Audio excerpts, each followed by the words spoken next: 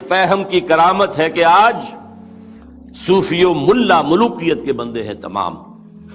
تب مشرق کے لیے موضوع یہی افیون تھی، ورنہ قوالی سے کچھ کم تر نہیں علم کلام. قوالی بھی کیا کرتی ہے؟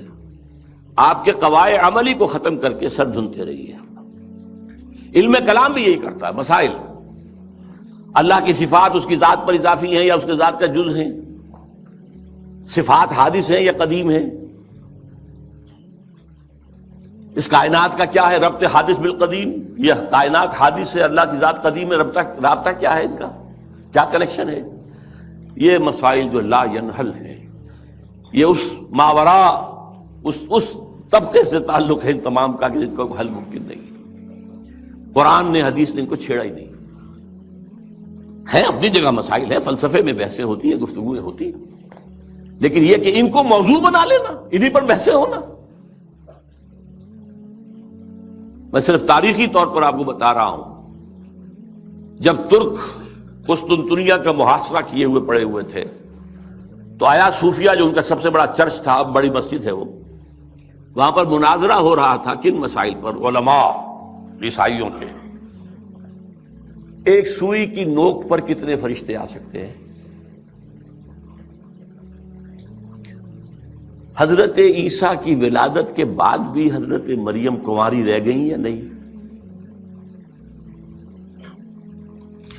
اور جو لاسٹ سپر میں روٹی کھائی تھی حضرت عیسیٰ نے، وہ خمیری تھی یا فطیری تھی؟